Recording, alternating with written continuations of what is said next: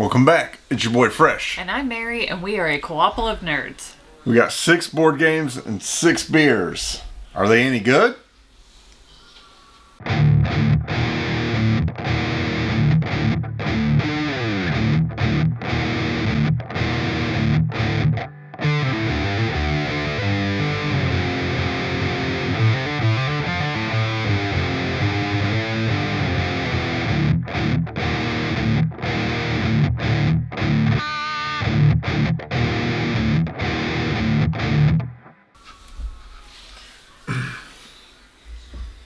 Alright, so we got the Hoosier Game Day Lager from Upland Brewery in Bloomington, obviously. Yeah, and it's game day.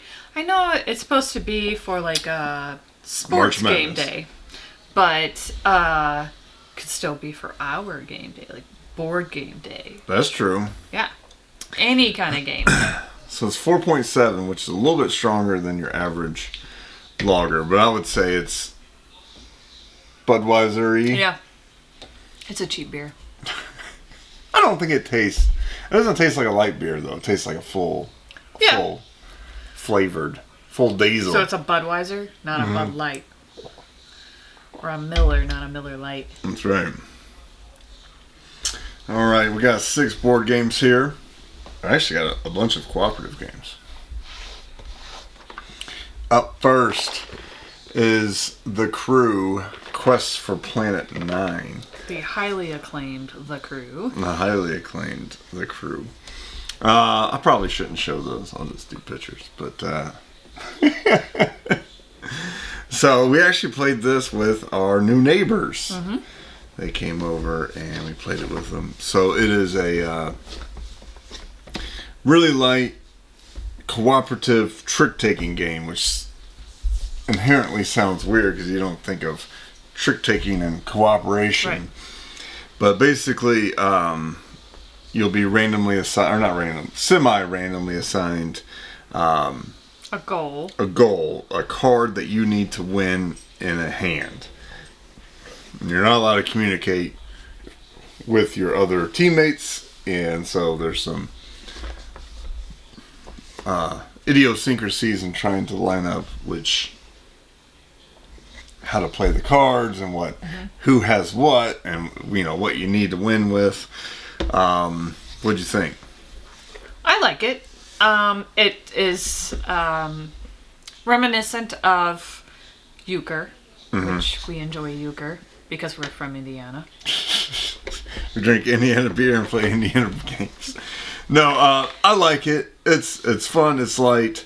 I do think it's better at 3 to 5. 2-player, it's not as good because you got a dummy player. So that's good.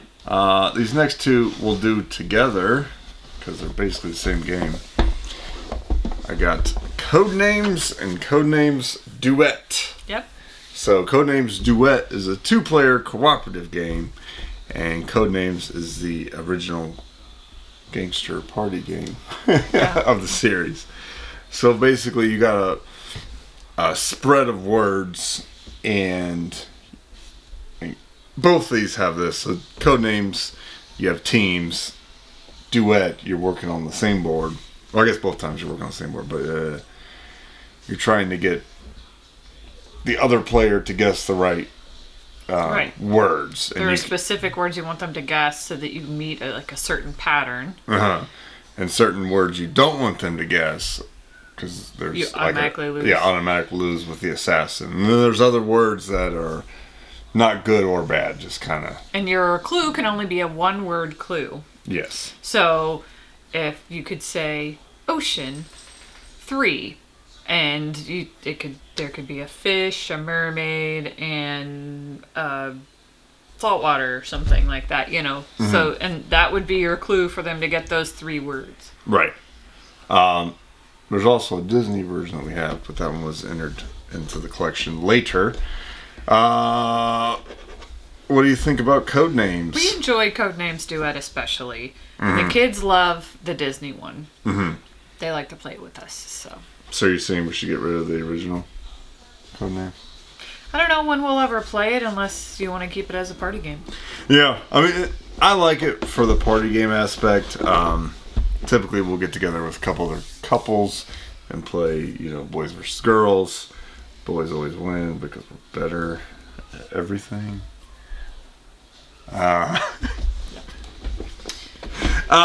No, it's a fun game. It's light. It's easy. It's a nice game for non-gamers. I mean, if even our kids can play it, then yeah, it's easy. So. And then Duet does have a nice, call it campaign mode, where you're traveling around the world, and basically it just kind of changes the number of guesses you get.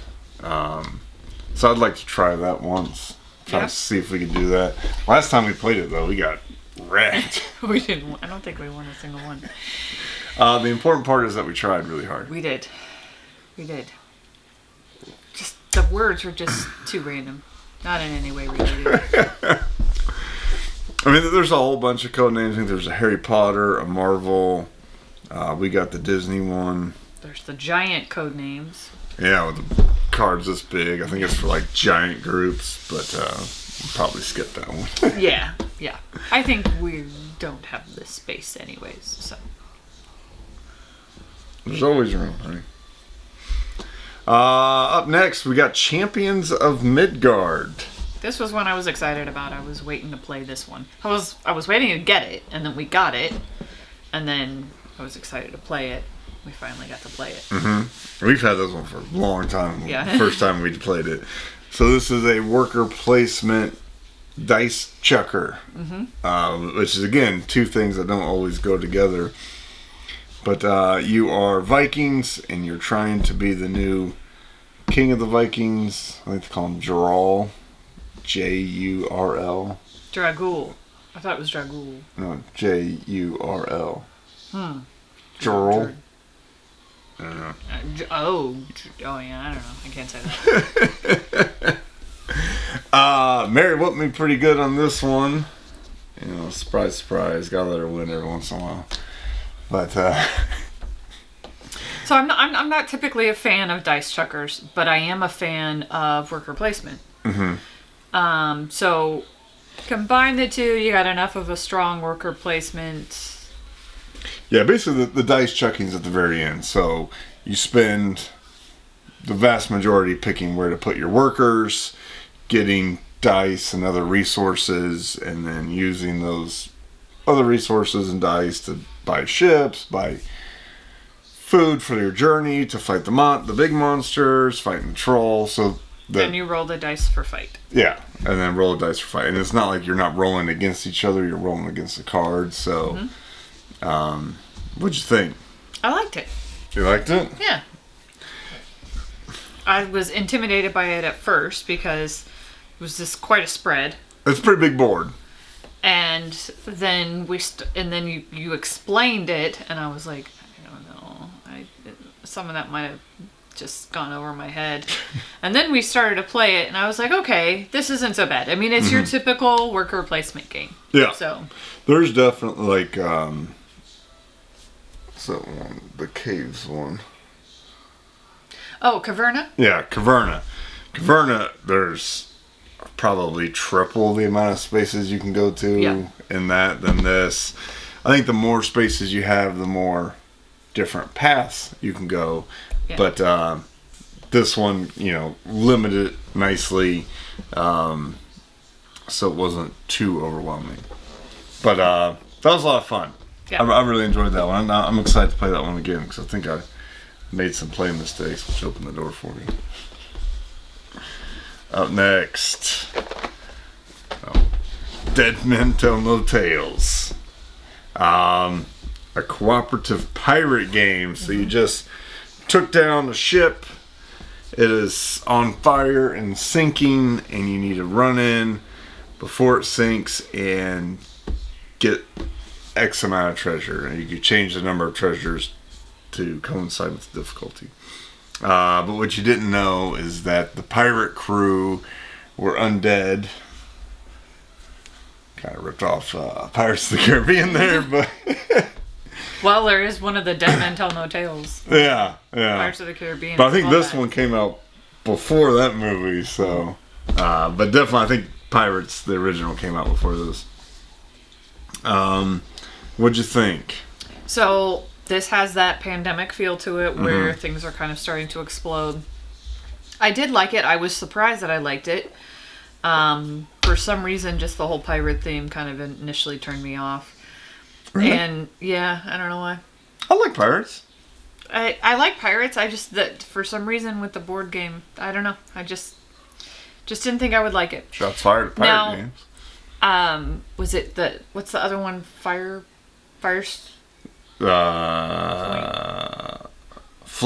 Fire Rescue. So Flashpoint, I did not like. And this is somewhat reminiscent of Flashpoint. Yeah, it's like if Pandemic and Flashpoint had a baby, you get Dead Men Tell No Tales. We're gonna have to give Flashpoint another go because we got like food poisoning that same day. So I think we were both a little grumpy. But I love games with that mechanic, and I feel like. Which is why I don't understand why you don't like Flashpoint. I don't know. You just don't like firemen, huh?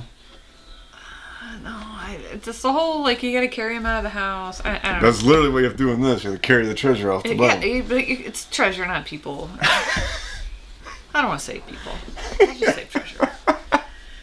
But, I mean, if I had Dead Men Tell No Tales, Pandemic, and Flashpoint, and I had to pick which one I wanted to keep of the three, obviously I would pick Pandemic. Mm-hmm.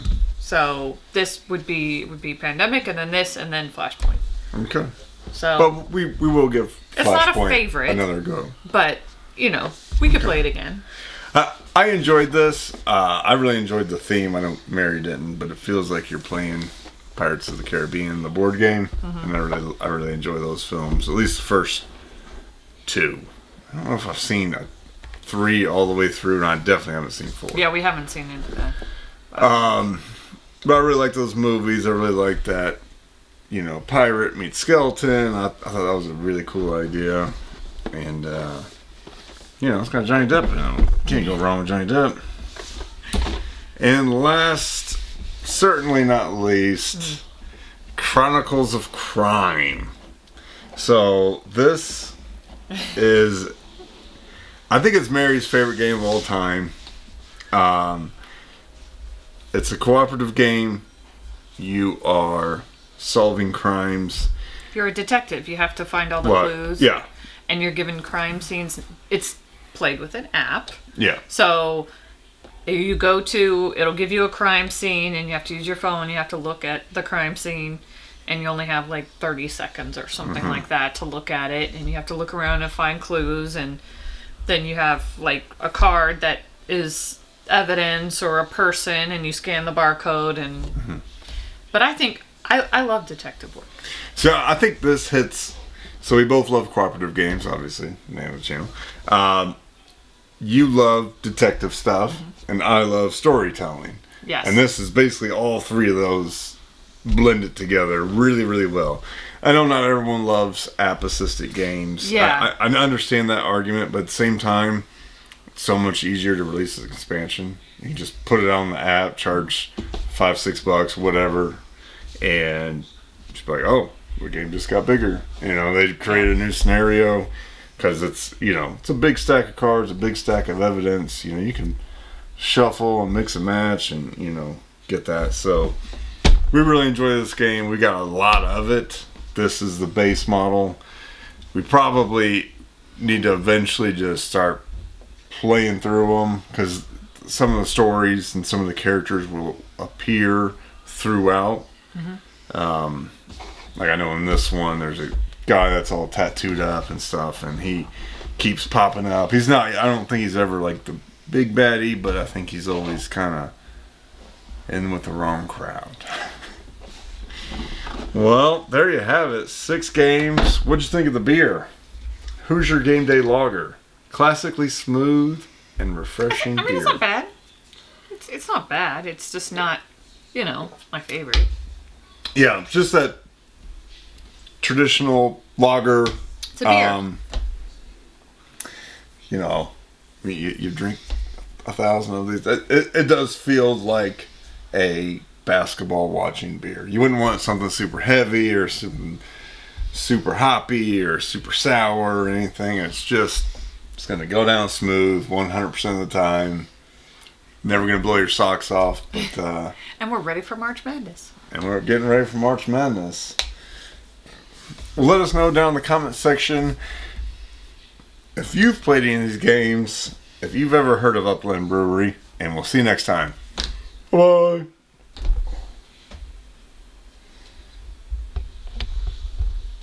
Where's your joke? It's been a long freaking weekend, man. No joke. Georgie, what are you doing? You give me one hug and then you go back downstairs and you be quiet until I tell you can come up, okay?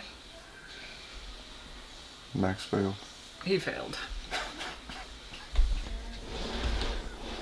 When do we open up our cans?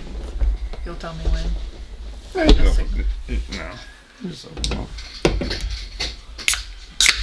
Ooh.